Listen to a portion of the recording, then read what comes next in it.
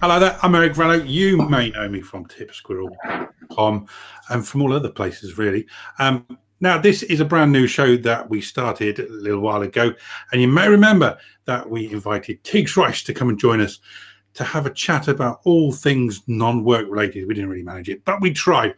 Anyway, it was up to Tiggs to then ask the next guest along. It doesn't have to be somebody I know, of course. It could be anybody. It just so happens that it is somebody that I know from different bits and bobs. More about that in a little while. But I will leave it over. Oh, don't knock the table, Eric. I will leave it over to Tiggs to introduce this week's or this time's guest. Well, I thought that I would bring along someone that has had a pretty influential part in my career, actually, as well. So the person that I'm inviting is David Cousins, who I know from my previous life as an illustrator. And he actually gave me my first ever appearance published in a magazine, which I will always and forever be grateful for. So it's just a real privilege that he's here today to join us in this conversation. Yay, David. Welcome along, my friend. Cheers. Cheers. Good. And I do take full credit for all your success. I think you should. I mean, you know, it meant a lot to me back then, and it still does. So yeah, you should totally take credit for all of it, because without you, you know, I mean, I'd still be like, please feature me. No, because Tip Squirrel would have picked you up, you know, and given you your break. Well, exactly. The two of you. I got there first. So. Just clawing on anything I can get hold of it. David, I want to ask you a question. Go for it. Why does everybody call you David, not Dave? Actually, they used to all call me Dave once upon a time. This was a conscious move. When okay, we're not talking about work, but it was a conscious change, because everybody had to make Dave. My brother used to go, "You're right, Dave," and it sounded really stupid. But that could just be my brother. So you're calling people that are called Dave stupid? Is that what you're doing there, David? Oh God. I'm in trouble. Yes, literally, my first answer. I've already just torpedoed myself. Yeah, it was basically. I decided. It was like a rebranding of myself. I decided to take things a bit more seriously, and I thought, okay, fine. I will now be David Cousins, be more professional, and I don't know. At the time, it felt like the right move in a slightly pretentious way. Okay, so if we called you Dave, you wouldn't be bothered. You know, it makes me twitch. Dave.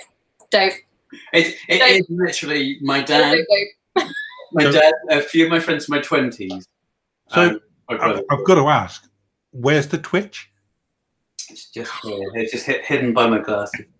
Okay, all right. That's funny. We've already. So for those that didn't see the first one, you won't know that I already have done episode 1, like just before this one. So we've been partying already, haven't we? No bit. So the one with the double entendres, though. Your mind is filthy. I don't know why. I'm not a filthy person, I don't think. I don't know. It's that's what we call it. It was like, really. It's just another joke, isn't it? It's just another joke mechanism. I don't know. What sort of humour do you like, Dave? Why are you laughing in your beer? I purposely said Dave. I just couldn't do it all the way. What actually got past me? You swine. Steamer, tell me. That's such a broad question. That's such a broad question. I'd say I can do more that what I'm not a fan of. I'm not a big fan of puns or repetitive jokes. I prefer stuff to be I like something a bit clever. Something I like it when people develop a rapport with their humour, which is quite nice. I find that's the most enjoyable. Roll your eyes at me. We were talking about puns in the last episode. Yeah, do you want to hear a really bad pun joke? Go for it. Oh, hang on, I'm going to scroll back because I've done the last couple of days. Hang on. So David said he didn't like pun jokes, and so you went, "Do you want to hear a pun joke?" Yeah. How do billboards communicate? How? Sign language.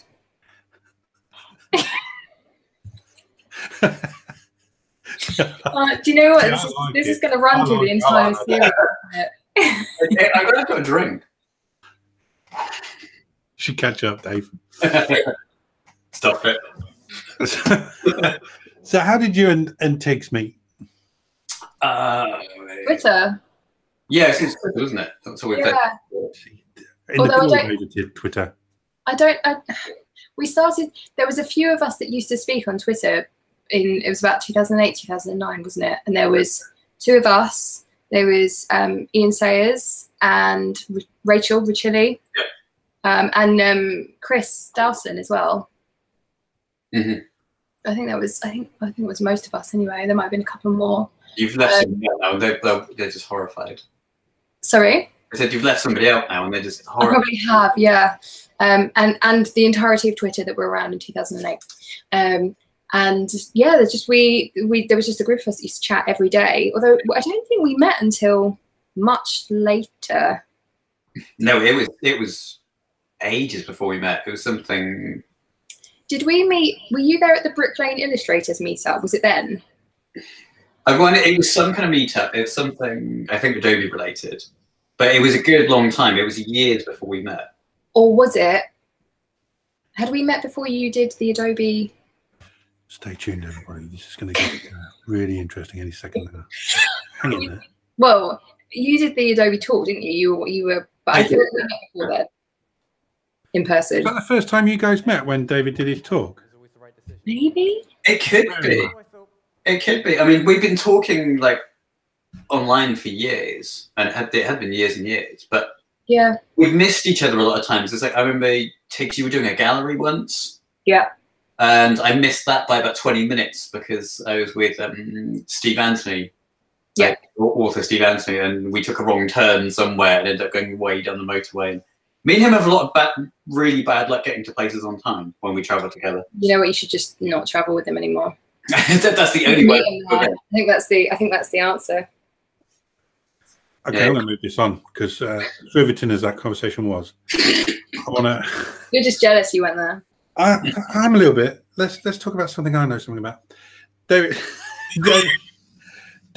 you're a father. What's going on with you? No, I'm not going to talk about me. I'm going to talk about you. You're a father. How old's your little one now?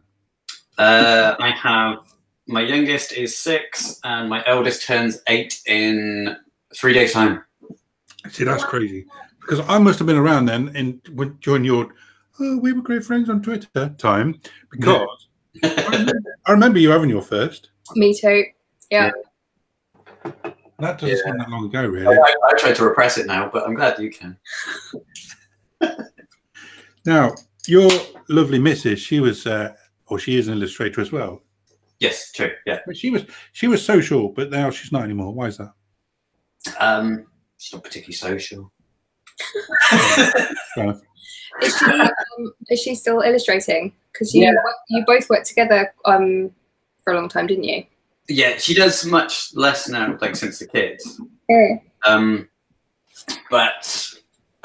But she was still doing some magazine work and little bits and pieces here. But recently, she has started to help me out with the work I'm doing, like sorting out flat coloring and stuff. So it's kind of moving everything along. But we're talking about work. Yeah. This is true. So, what should have been to your right there, Dave? Something's missing. Take down prior to recording. There's some blue tack on the wall. There is. Detective. God damn it! Just draw attention. What's that on your green screen there? You know that hurts. Now this is not fair because what Dave is doing here is he's referring to something that is just up here that I confessed is killing me. It's killing me. I scraped the green wall. You know, there's one on the other side as well. Don't say that. Yeah. Oh look, there is. Up, and up, up. Oh my Lord! I'll tell you what that is. Do you want to hear the story? Go for it. There used to be a piece of white paper on here that was pinned up because this is where I make my tutorials. And so if I had the computer there, it would reflect the green. And so as soon as I took the green away, the computer would disappear. So I put some background paper there to stop the green reflecting onto the computer. There you go. That's interesting, isn't it? That was riveting. However, we still want to know what was on your wall, Dave. Yeah, yeah, Dave. What was on your wall? It was just another print. It's just I didn't even realize it had fallen off until just now. I'm not sure if we believe it. It's somewhere on the floor, which my floor is currently a huge mess of books and stuff. Isn't that how it's supposed to be, though? I think your office to be. Yeah, it works for me. It certainly. If I tidy it stays tidy for about a day, if not like two optimistically, and then I just slaps it for reference and stuff goes everywhere. Dave, what's the difference between a frog and a toad? What's the difference between a frog and a toad? Yeah. You're going to have to answer it because we don't know the answer. We don't know the answer. This is going to be a question now. It's not a pun. No, this is genuine. Oh, okay, that was a genuine thing. Toads are bigger. The colouring's slightly different. You're guessing, aren't you? No, that's just visually. I know that from drawing them. I can't think of what scientifically is different. Do you have a frog or toad anecdote that you could tell us? I do. Do you know that frogs scream? No. Yeah, seriously.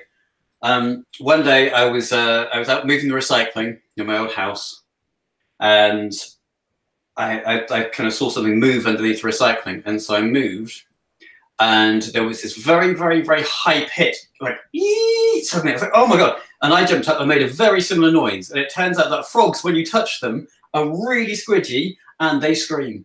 And that was so unnerving. So yeah, that's my frog story. Is like, don't pick them up; they're disgusting. I feel like the frog thing, the frog versus toad analogy, should be something that we feature in every single one. I agree. Everybody should come to this with a frog or a toad story.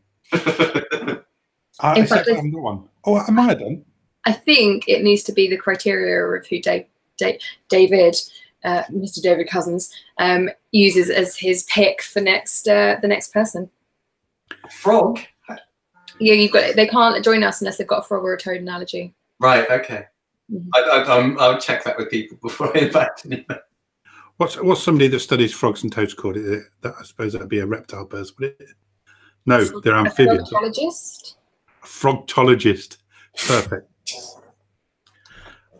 I went to have a blood test yesterday, and it always says Eric Renaud to room whatever. Yeah.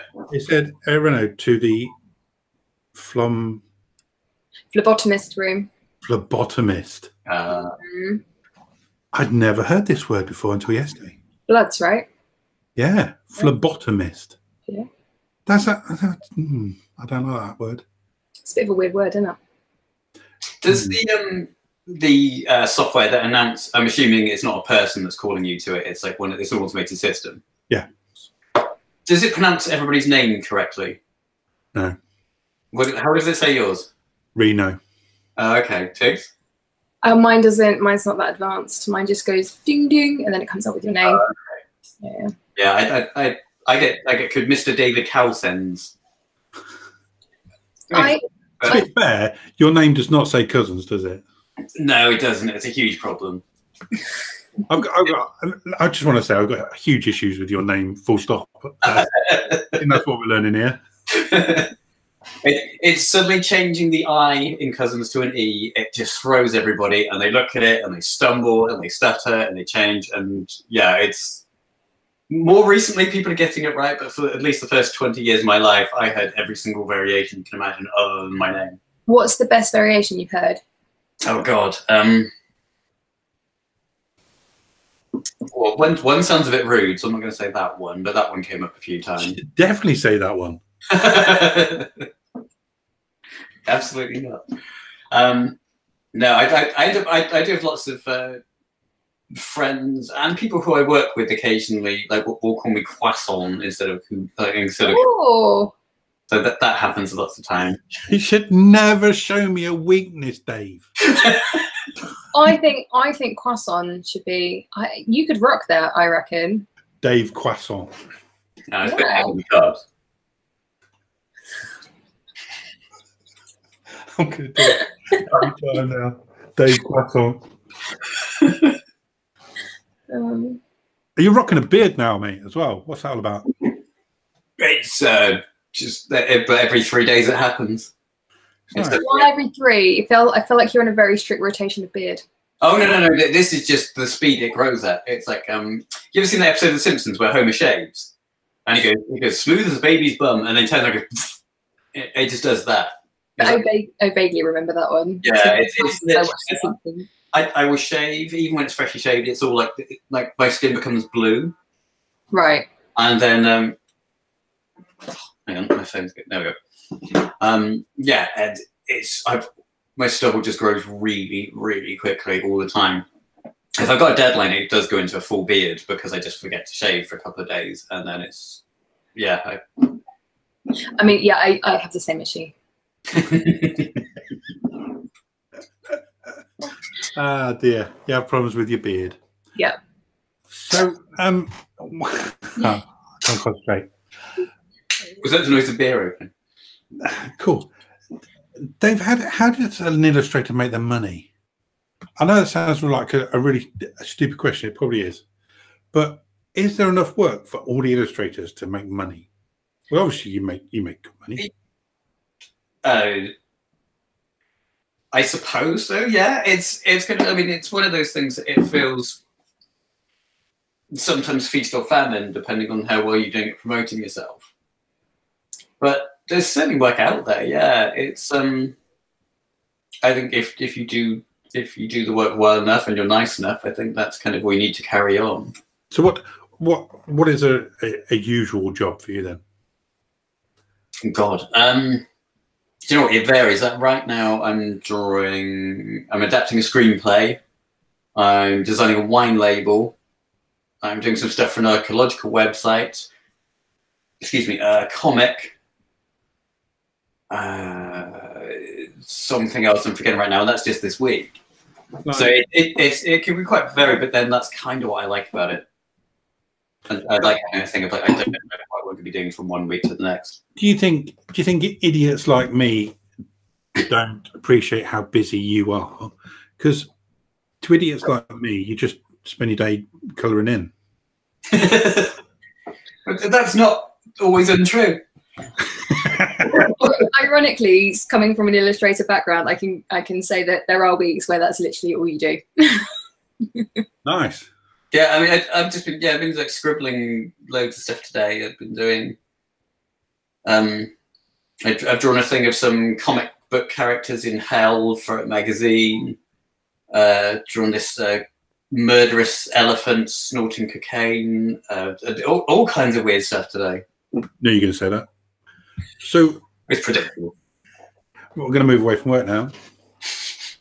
We're going to think of a completely different way to go now, Tiggs. Yeah. I have a question. Go on. I have a question about David's chain/pendant. Where is it from, and does it have any meaning? Rubbishly, I can't remember, and I don't. It doesn't have any meaning. Wow. I went through a phase of getting like a load of jewelry, but this is, I don't know.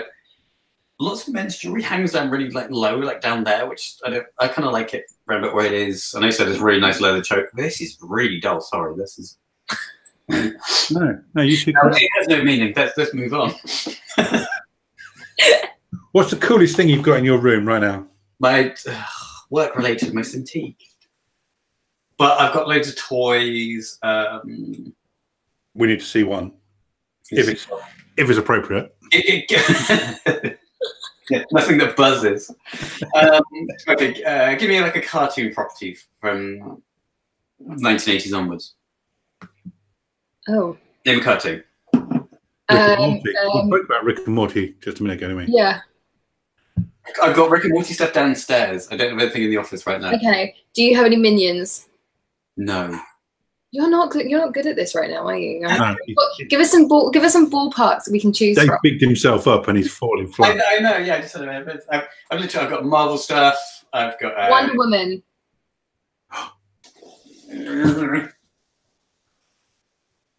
Well, everything. No. Shocker. Dave Quasson lets us down. That's your next poster there. Dave Quasson lets us down.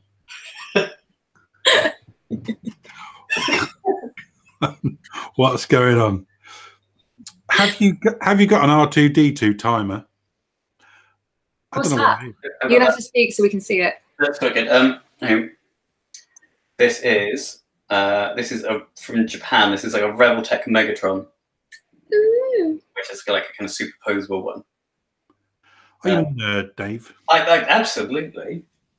Did you ever have one of the Transformer toys? Many of them, yeah. Which one was your favorite? I think for sentimental reasons, this one here is a Ravage. It's a little cassette one. Mm-hmm. Sarah bought me because I used to have it when I was a little kid, like when I was really tiny, and I used to take it around everywhere with me. That's sweet. That's cool. Yeah, no, absolutely. I had tons and tons of stuff, and then I sold them all to get a Super Nintendo. Which is the best reason to sell them. Well, this is the thing, so I can't regret it because the Super Nintendo was awesome. Have you got the new Super Nintendo Mini? No, I am currently trying not to buy all the consoles so that I actually function as a human that can hold down a career. If you work out how to do that, can you let me know? Absolutely. Basically, just cut up your credit card and you can't buy anything. However, you need to make sure that before you do that, you also remove it from Amazon. Damn. Gotta love Amazon. I do, and thank you for these beers. Thank you for the gin. They're not bad, actually, are they? They're all right. No, they're good. Yeah, Hawk. I'm like 3 down already. There you go, Mom. I know. I think I'm looking around on my shelves. I've got a lot of Lego on my shelves. Love Lego. Hang on. I've got a hat box full of Lego men. Look, you said Lego. You got everybody moving. I've got Wally. No, that's pretty cool. All right, that's really good. I've got a Wally mug, which is really good. It's downstairs. I have Indy. Yep. Which I like. I've got Emmett from the Lego Movie. Love that film. And this, my eldest daughter Freya made me. This is based on Lucio from Overwatch. Oh, cool. And she kind of customized it out of existing Lego figures that she had. Nice. Because, he's the character that I play the most on Overwatch. And she just came in one day and I was like, oh, I love it. It's so nice. Oh, here we go. We got a competition now. No competition, just sharing. So I've got a hat box here that's got, but also this is probably my favourite big one. Is this one? It's I need to change the camera. Oh, is that Big Bang? It's Big Bang Theory, yeah. Yeah. That's I kind of like that one. Sweet, isn't it? Nice. But when I was doing some stuff for 3, they sent me some stuff in this hat box, which I really love. Ooh. Look, that's nice, isn't it? It's nice, but it's full of Lego men. Amazing. I know. Just right? Lego men. Pardon? Just Lego men. Yeah. There's a couple of vehicles in there because my parents don't understand that I want Lego men, but I don't want Lego men off my parents either. See, it started some years ago because my kids asked me, what can we buy you for Father's Day? What can we buy you for your birthday? And so, they're kids. And so I said, well, I like Lego. Get me a Lego man. They were 99p at the time. Yeah, they're not now though, are they? No, they're bloody expensive now. And then they do the Harry Potter ones and all that kind of stuff and just gets... Do you have the Chicken Man? No. We spent ages trying to find the Chicken Man. It's downstairs. I don't have it up here. I want Chicken Man and I want Hot Dog Man. We don't have the Hot Dog Man. Dave, you got Hot Dog Man? I do not.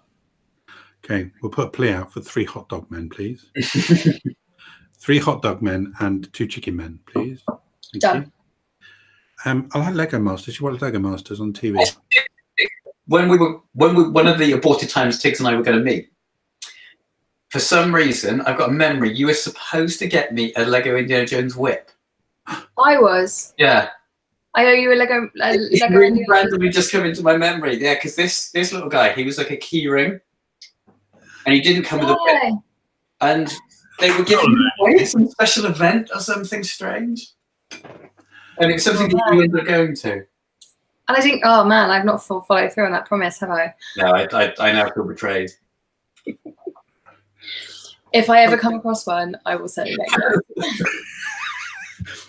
Next time I trip over Lego Indiana Jones whip, I'm going to send it straight to you. You know, that conversation's going to get completely twisted, though. So at some point, I'm going to go, oh, I owe David a whip. Well, that's going to be awkward at next Adobe meetup. You know, I think there's a comic in this, David Quasson and the Whip Mistress. It's right in itself. It's disturbing me the kind of comics you read. There's money to be made here. Let me do the voice. Oh, we've got a new guest. Hang on. Come here. He comes up when I'm, because I teach from home a lot. Yeah. He likes to come up and meet everybody. So there he is. Oh, is he the cutest cat in the world, or what? so cute. What's his name? His name is Nitro. If you listen, you can hear him purring. That's a good name. Oh my god, you totally can hear him purring. It's the loudest purr. Any lovely little.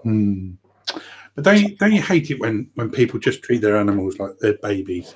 Don't you? I'm totally cool with it. I am the epitome of crazy cat lady. Wherever I go and I find a cat, I will chase that cat. Right, so that, everybody. Good boy. Off you go. Right. So we must have. I can't even see what the time is. 8:45. Nobody needs to know that. Behind the curtain. So that must mean we want to get this done and dusted, don't we? That must mean that it is time for David to do his advert. So, David, is there something that you need to talk about that you want to sell? Oh God. Your 30-second advert. Yes. Okay. 30-second advert. Go and support me on Patreon. Damn it. It's patreon.com. Patreon. Yeah. Patreon.com/David Cousins. It's I'm doing it to make my graphic novel Falling.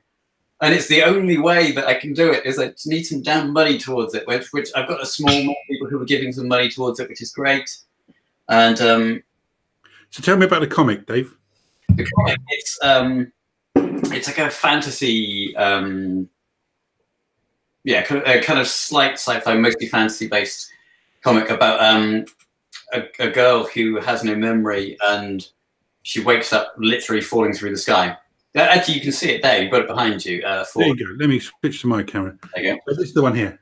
Yeah, that's literally the first page.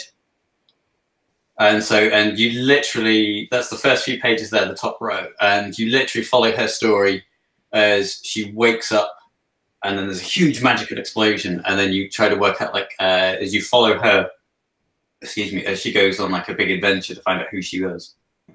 These are absolutely beautiful. Thank you.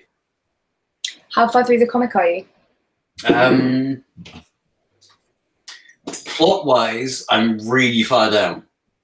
I've worked out, because what I did, I started to do it, and then I thought, no, I need to do this properly. There's a lot more to writing the story than you first think. And so I spent like 2 years researching on how to write good stories. And I realized I had to make it all about a theme rather than just come up with plot. Because I remember, like, me and you once tried to make a collaboration or something, and I came up with a dreadful story idea, and you very politely just went really quiet on it. And I was like, that's fair. But yeah, I decided to make it much better and kind of like think everything through properly. So the story's really far on now. Art-wise, it's been a victim of its own success, because I literally started a project just to do something for me. So I was doing lots of stuff for other people and other styles, and I thought I wanted to do something unapologetically, selfishly for me. And people reacted really well to it, and it's got me lots of work, but it means that I'm getting more work than I can. I'm finding time to spend on Falling. Yeah. Which, I mean, it shows I love it, because I'm actually finding the time to do it on top of everything else. But yeah, it is a funny thing that every time somebody sees it, I get more work. Do you think, work question, but do you think, I've always been a believer that the work that you have in your portfolio is the kind of work that like pushes what you're going to get for the next 6 months? Oh yeah. Because you're doing something that you really love, does that mean by default that the clients you're getting now, not to say that you didn't like your old clients, but are you working on projects that you love more now because of it? Yeah, that absolutely dead on.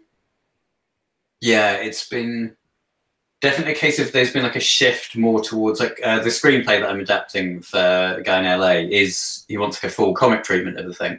Wow. And so I've been doing that. And it's, yeah, very much people have suddenly, I think people, they see what you can do and then suddenly they go, oh, you can do that. And it's like, well, of course I can. But you know what you can do, but nobody else does until you prove it. And so, yeah, it's showing them that, which is, because I've intentionally designed a film poster for like a B-movie horror film that got released on Halloween. But I've not put that in my portfolio because although it's good and I like the poster and the film's funny, and I don't want to do realistic film posters. I don't find it as interesting. Like the style of comic in there is very animated, and it's more. That's the kind of work that I want to do. So that's more what I'm showing now because it's more fun. That shows that you're at a certain point in your career, though, David, in the fact that you can go, actually, I don't want to do that. I can sustain myself on this. And yeah, that's true. It's a nice place to be, actually, to just be doing the kind of stuff that I want to do now. And because, yeah, years ago, there used to be people like emailing saying, oh, can you do this, but in this person's style? And you say, yeah, because I need the money. Mm. At the same time, you're like, no, screw you, man. I want to do my stuff. Yeah. So very quickly, tell me about Patreon then, because you said we can support you at Patreon. That's right, yeah. / David Cousins.